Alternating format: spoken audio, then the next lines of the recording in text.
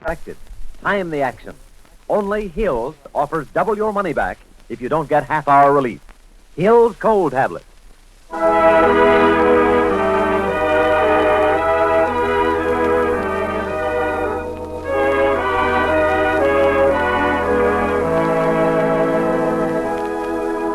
Ladies and gentlemen, Colonos Toothpaste presents Mr. Keen, Tracer of Lost Persons, one of the most famous characters of American fiction in one of radio's most thrilling dramas. Tonight and every Thursday at the same time, the famous old investigator takes from his file and brings to us one of his most celebrated missing persons cases.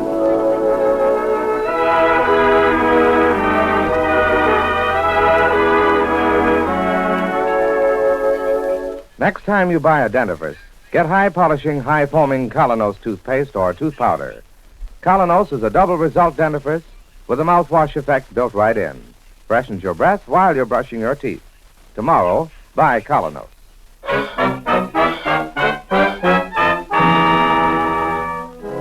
And now for Mr. Keen and the strange case of Charley Lorimer. Our scene opens on a quiet country road which runs parallel to a wood. Two youngsters are on their way home after a brisk hike, and the late afternoon sun is slowly setting in the west. Boy, I'm getting tired of walking, Tom. Me too, Buzzy. So let's take the shortcut through the woods. Okay. My old man says this strip of woods is a nice piece of property. Says the guy who owns it ought to clear all this brush away and build a house on it. Well, I wouldn't want to live here. Why not? You know what they say. You mean all that baloney about guys disappearing in here? Oh, that's a lot of hooey. Well, all I gotta say is I wouldn't come here at night for $1 million. Well, I ain't scared. Anytime you give me a dare to come through here at midnight... Buzzy, What's the matter? look. There's a man over there asleep in the brush. Yeah, You better not go near him. He might be some crazy tramp. he ain't no tramp. Look at the way he's dressed. And what are you gonna do? Maybe he's sick, Tom. Maybe... Tommy, What? he's dead.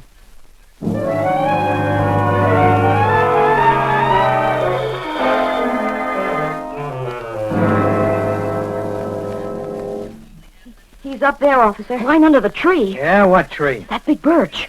Well, come on, let's have a look.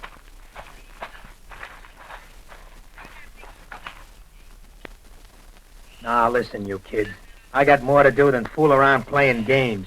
Buzzy, he's gone. Sure he's gone. You ran into some tramp who was taking a snooze, and you figured you'd make a detective story out of it. But, officer, he was lying right there. Yeah, and he looked like he was dead. Never mind.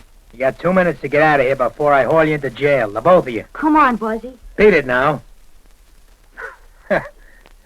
Crazy kids.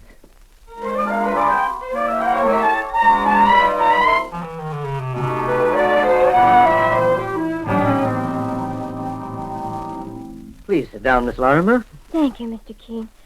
Mr. Keen, this is Mrs. Bender. How do you do? I'm pleased to meet you, Mr. Keen. Emmy and my father were going to be married. Charley disappeared the day before the wedding. You're a widow, Mrs. Bender? Yes. When did you last see Mr. Lorimer? He came out to dinner to my house the night before last. I got a house near Trout River. That's about 50 miles from New York. I see. The night Charley came out, he was feeling awful good. I cooked a wonderful dinner for him, the kind Charley likes. I know when he likes my cooking because he always says the same thing to me. Emmy, you're the best cook in this state. Oh, well, did you like the peas and yams, Charley? I never tasted peas the way you cook 'em. Say, are they delicious? Well, I preserved these myself this summer. I made up the idea myself of adding pepper and onions, something tasty. Emmy, I'm a lucky man to get you for a wife. You know the value of $1. Well, a man works hard for his money, and I feel I ain't got no right to spend it easy. If my first wife had felt that way, I might have been a rich man by now. But I'm doing all right. I know. Well, more preserves, Charley? Oh, no, thanks. I ate so much I can hardly move. I think I'll take a little walk, Emmy. Oh, walk now? Why not? Just through the woods and back. Oh, it's so dark out there, Charley. Oh, well, I'm not afraid of the dark. Well, you go ahead, but don't stay too long. Yeah, all right. Well, tomorrow's the big day, Emmy. You'll be Mrs. Charles Lorimer this time tomorrow night. Oh, I know. I'll be back inside half an hour. See you later, Emmett. Well, just be careful, Charlie, please. And you never saw him again, Mrs. Bender? No, Mr. King. Miss Lorimer, were the police notified about your father's disappearance? Not yet, Mr. King. We thought we'd wait to see you first. Well, I'll contact the state troopers in that vicinity. And then I'll get to work on the case myself. Mr. King, do you think that something's happened to Father? I wouldn't become too alarmed without sufficient reason. If Mr. Lorimer had no enemies... Enemies? Do you know of anyone who might have wanted to do him harm? Why, Mrs. Bender, it's absolutely essential for me to get the facts. Please don't keep anything from me. I just thought of Seth. Seth? Who is Seth? A farmer. He lives 2 miles from me. He sold his farm a few weeks ago and moved away. Well, did he know Charles Lorimer? No, Mr. Keen, but he knew of him. What do you mean? Oh, I was supposed to marry Seth before I met Charlie. And what happened, Mrs. Bender? I broke off with him on account of his drinking. Was he jealous of Mr. Lorimer? Well, a few days after Seth sold his farm and moved away, he came back. It was late in the evening, and Seth was in a nasty mood. Who's there? Who is it? It's me, Emmy. Seth. Thought I'd come by and wish the bride luck. You get out of here, Seth, before I call the troopers. Where's the groom, Emmy? Nobody's here but me. Where's the groom? I'd like to lay his skull open with my stick. Seth, you're out of your mind. How does he like your cooking, Emmy? Does he like it just as much as me? Maybe you would have enjoyed a little more of my cooking if you hadn't Never mind the lectures, Emmy. Save them for your husband. Well, maybe I'll meet up with the groom before the wedding. He's got no time for the likes of you, Seth. You don't tell me. Well, I got time for him. Lots of time. Seth Kinnery, if you don't hustle out of here fast, I'm calling the state troopers. I'm going, Emmy. I'm going. Remember me to the groom and give him my best wishes. Yep, my best wishes for an early burial. So long, Emmy. Happy wedding day.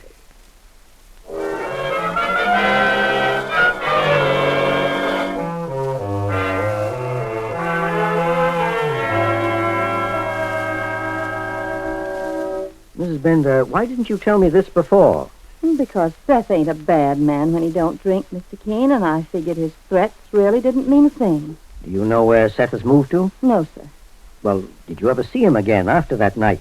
No, Mr. Keen, he never came back. This case seems a little more complicated than it appeared at first. Could Seth have had anything to do with Father's disappearance, Mr. King? It sounds likely enough, Miss Lorimer, but let's not jump to conclusions.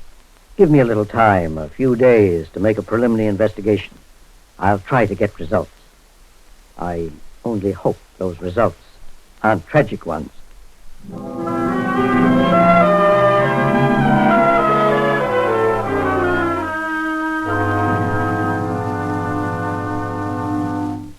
You want to see me, mister? You're Officer Ryan? That's right. Well, I'm Mike Clancy. I work with Mr. Keen. And the two of us are making an investigation here in the neighborhood for a missing man by the name of Lorimer. Mr. Keen sent me out here to make a routine report for the state police. I see. How long has the man been gone, Mr. Clancy? 3 days. He was last known to be walking through that strip of woods near the river. That's funny. What is, officer? 2 kids told me something about seeing a body lying under a tree just about that time. I went out into the woods with them, but there wasn't a trace of anybody at all. Well, do you think maybe they were playing a practical joke? No, I figured they might have seen some tramp asleep in the woods. Well, where can I get in touch with these kids, officer? I'll give you their addresses. They both live in Trout River. Oh, thanks a lot. Meanwhile, you can give me this man Lorimer's description, and we can send out an alarm. We certainly appreciate your cooperation, Officer Ryan. We may be small-towners out here, Mr. Clancy, but we've heard of Mr. Keen, the famous investigator, and we're glad to work with him anytime.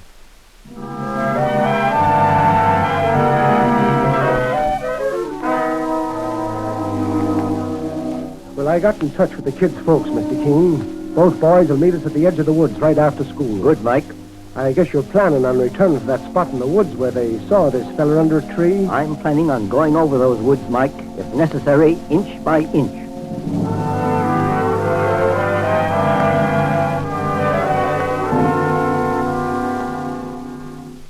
You're Buzzy? Yes, sir. And I'm Tom, Mr. Keen. Are you boys familiar with these woods? We know them like the backs of our hands, Mr. Keen. Well, we've been playing and fishing around here ever since we could walk. And there'd be no question about you taking us back to the exact spot where you saw that man. You leave it to us, Mr. Keen. Gee, it's an honor working with a famous detective like you.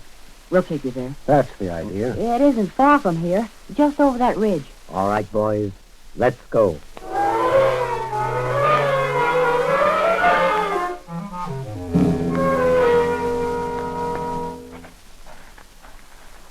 It's just over there, Mr. Keen. You got a gun, Mr. Clancy? Well, why? I'd feel a lot better if you had. Oh, Tommy's always talking about ghosts. Don't pay no attention to him. Ghosts? They say funny things happen at night in these woods, Mr. Keen. Well, son, ghosts, banshees, and zombies are right in my line of work. Mr. Keen, Yes, Fuzzy. here's the spot. That's funny. It looks different. How do you mean, Tommy? Yeah, the ground wasn't all cut up this way. Well, there seems to be a reason for that, too. Looks to me, Mike, as if something's been buried under here, and recently. Want me to run back for a shovel, Mr. Keen? No, never mind, son. Sure, I can practically shovel this soil away with my hands. That's soft, boss. And let's get to work on it, Mike. Here's an old board, sir. You can use this. Thanks, son.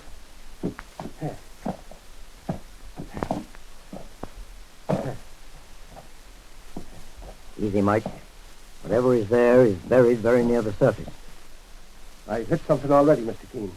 What is it, Mike? Fuzzy, look. It's a man. He's dead, Mr. Keen. Fuzzy, was this the body you saw under the tree? It doesn't look like the same one. The man we saw had on a different coat. He was... Mr. Keen, I know who he is. Who, Buzzy? He used to own a farm around here. Sure. That's Seth Kinnery.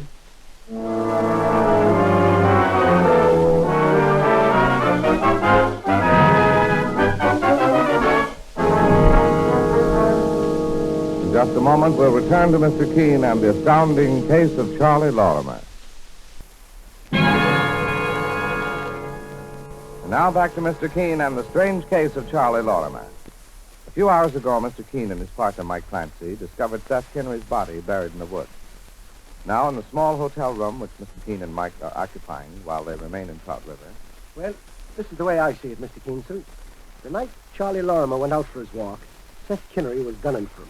But Charley beat Seth to the draw. Then what do you think happened, Mike? Well, Charley got scared and felt he might not be able to prove self-defense. So he buried Seth as fast as he could and then took it on the lam. Well, that's a very good theory, Mike, if it went for certain other facts. What other facts, sir? First of all, what about the original body under the tree? The one the boys first saw. Well, that may not have been a dead body at all, Mr. Keen. That fellow may have been just a sleeping tramp, just as the state trooper said. But, Mike, how do you account for the fact that Seth Kinnery had been dead for 3 days when we found him? Because that's when Charley Lorimer killed him. Don't you remember, boss? It was exactly 3 days when... No, wait a minute. Well? If he had been killed in the woods by Lorimer, the state trooper would have discovered it when he first hit the spot. That's right, Mike. Which means that the only way Lorimer could have killed him would have been to... To do it somewhere else. Hide the body for a day or two, then bring Seth back to where we found him. That sounds like an awful lot of trouble, Mr. Keen. Well, frankly, I don't believe a man who kills in self-defense could be as cagey as all that, Mike. No, the man who killed Seth was an experienced murderer who knew his business. Which brings us to where we were before, Mr. Keen. It seems to me, though, that Charles Lorimer holds the key to the mystery. Ah, if we could only find him. I'll take it, Mike. Hello? Mr. Keen, Yes. this is Emmy Bender. Can you come over to my house right away? Of course, Mrs. Bender. What's happened? I'll explain when you get here. Please, come quickly. I'll be over there in 15 minutes, Mrs. Bender. Wait here for me, Mike. The state troopers are going to phone in regard to the autopsy on Seth Kinnery. I want to make sure we get that call. Right, sir.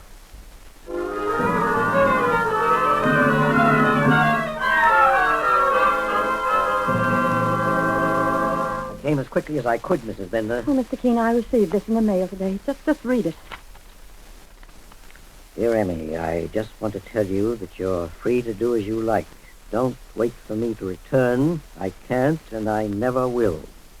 All my love, Charley. He's alive, Mr. Keen, but I'm so worried. I heard about poor Seth Kinnery, and Well, now I feel that my Charlie may be in terrible trouble. Mrs. Bender, we can't be certain this is from Mr. Lorimer. Why not?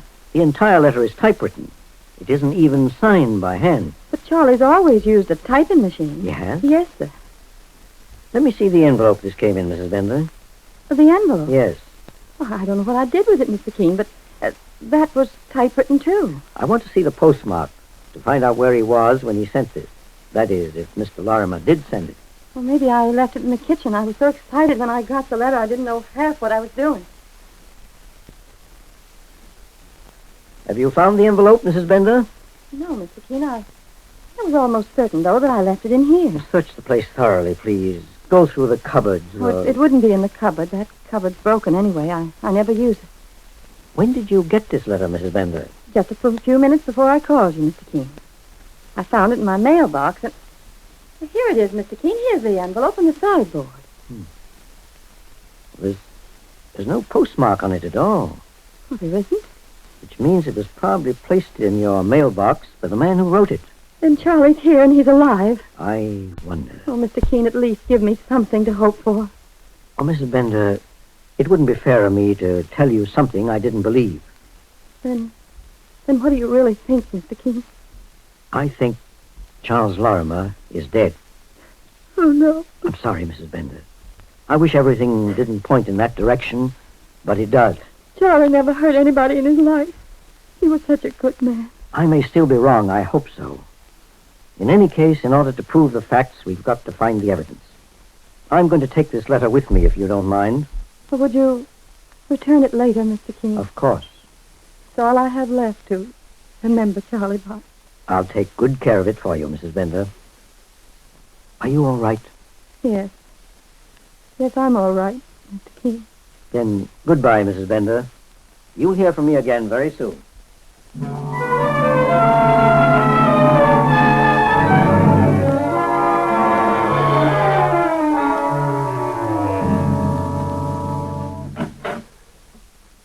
Mike. Yes, Mr. Keen. Have the police called? Not yet, boss. What was up at Mrs. Bender's, sir? Mike, I've got an idea. Hello? Mr. Keen? Yes? This is Officer Ryan of the State Police. Oh, yes, officer. I'm calling from headquarters. They've just finished a post-mortem on Seth Kinnery's body. Yeah? That bullet in his head wasn't the cause of death. Kinnery was already dead when he was shot. He'd been poisoned. What? Yes, sir, poisoned, but it was accidental. What do you mean by accidental? The man died of food poisoning. The doc said he ate something that was spoiled and it killed him. Food poisoning. That's right. We can't account for the bullet wound, though. Can you, Mr. Keen? Offhand, no. But I'll get in touch with you later if I have anything new of interest to you. Right, Mr. Keen. So long. Thanks for calling, officer. Well, Mr. Keen, you mean to say that fella died because of something he ate? Well, that's the coroner's opinion, Mike. But what about the bullet in his head? Mike, I'm going back to New York to talk to Charlie's daughter, Nancy Lorimer, once again. You stay on the job here, and I'll return sometime tonight. Right, sir. This case has taken a decidedly different turn. Yes, I may have a job for you to do when I get back, Mike. A dangerous job. Do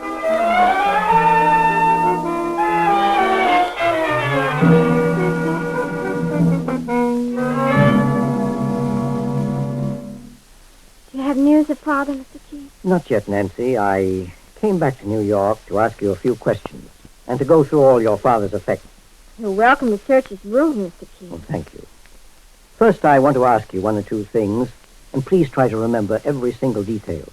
It may mean the difference between solving this case or having it remain a mystery forever.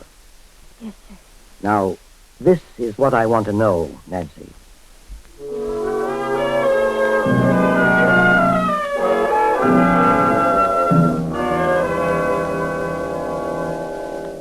Any new developments, Mr. Keen? Yes, Mike. I think I found the answer to Seth Kinnery's death and Charles Lorimer's disappearance. You have, sir? I want to put an ad in the papers, Mike, the local papers. Have you got your pencil? Yes, sir. I want the ad to run this way. Lonesome bachelor looking for companion. Between ages of 35 and 45. 35, 40. Have you got that? Yes, sir. Well, here's the rest. Correspondent wishes to marry. Can offer $2,000 in cash $2,000. in Exchange for comfortable home. Is there a woman in the world who is lonely too? Anything else, Mr. King? Well, that's all, Mike. You're not going into the marriage broker business by any chance, boss? Only temporarily, Mike. Well, who is the lonesome bachelor you're referring to, Mr. King? You? Me? That's right. Oh, no, I ain't so lonesome I want to hitch myself up to a woman I don't even know. I ain't even lonesome at all, Mr. King. You will be, for the time being. You'll be a suitor, Mike, with $2,000 in cash in one pocket and a gun in the other.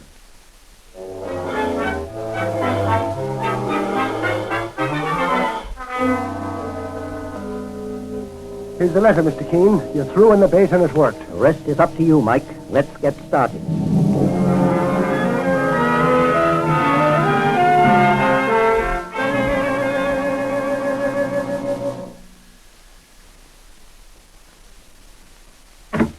Yes?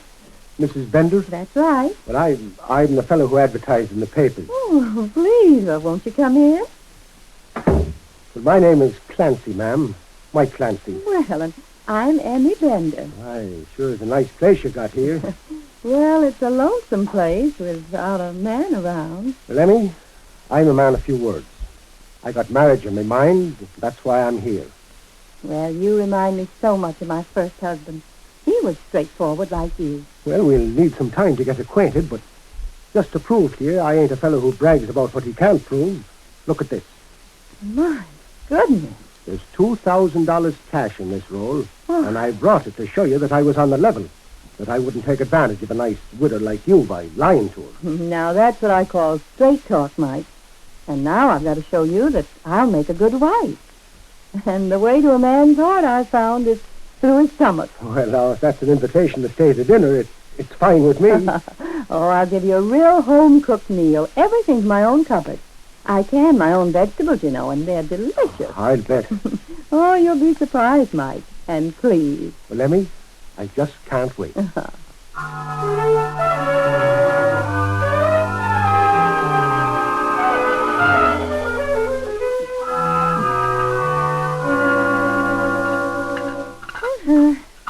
Well, now, everything's ready, Mike. Certainly looks like a wonderful dinner. Oh, why don't you get started? You must eat the peas before they get cold. And the roast. Oh, I put lots of good fresh pepper and onions with the peas. My own special recipe. Everybody raves about them.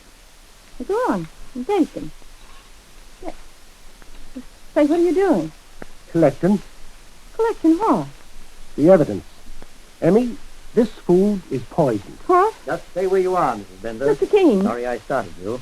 I came up by way of the cellar. What is this, a frame-up? You bet your boots, Emmy.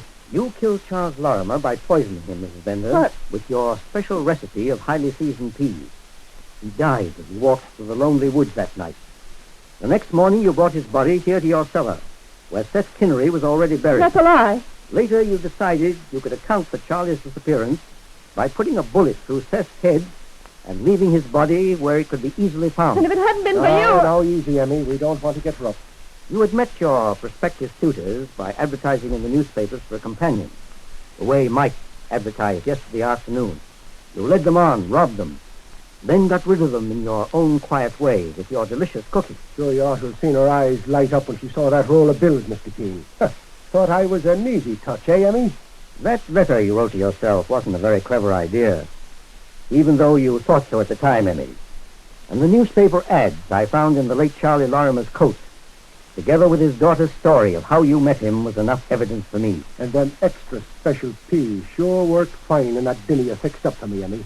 And I wouldn't be surprised if that's the kind of a dinner you dished out to your poor departed husband. Well, what if I did? He was no better than any other. Mrs. Bender. Why shouldn't I get something out of him? Why shouldn't I get one with $1 million like them games on Park Avenue do? Why not? Why not? I used any way I could think of to poison him. My husband, yes, the Charley. I'm clever, I am. I'm smart. They were crazy about my special recipe for peas. Mike, I suggest we escort Mrs. Bender into town. She has a date with another man. Have I, Mr. Keen? Yes. The chief of police.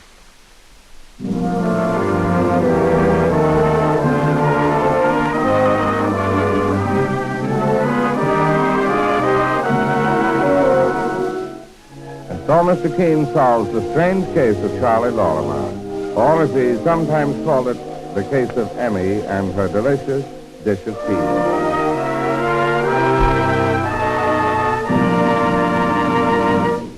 Would you like to smile this very minute and have your teeth reveal their natural brightness?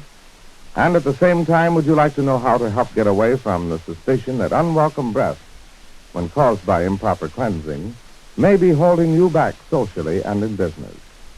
Well, brush your teeth with Colonos toothpaste morning and night, as you would with any other toothpaste, with this one exception. When you finish brushing with Colonos, swish its rich active foam thoroughly through your mouth. For Colonos is one toothpaste with a mouthwash effect built right in. Thus, it fosters a double result. First, Colonos helps your brush remove ugly surface stains from your teeth, and does it with utmost speed. At the same time, it freshens your breath while you're brushing your teeth. Try it, and see for yourself why Colonos toothpaste has been approved by dentists everywhere. If you'd rather have powder, then ask for Colonos tooth powder. It offers the same high-polishing, high-foaming qualities and has a wonderful wintergreen flavor. Get KolYNOS, toothpaste or tooth powder. Tomorrow, buy Colonos.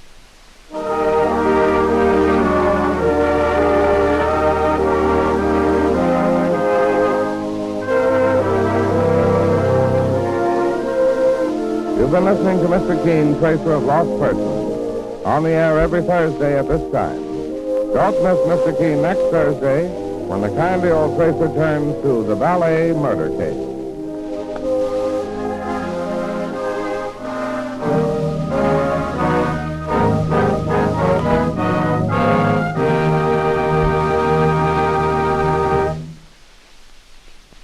Here's the fast, easy way to have beautifully shining floors.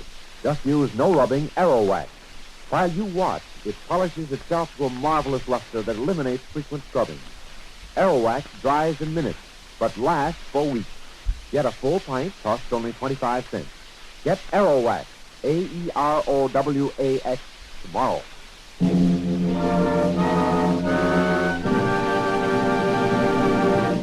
Mr. Keen, Tracer of Lost Persons, will be on the air next Thursday at the same time. This is Larry Elliott saying goodbye for Mr. Keen and the Whitehall Pharmaceutical Company, makers of Colonos toothpaste and tooth powder, and many other dependable high-quality drug products. This is CBS, the Columbia Broadcasting System.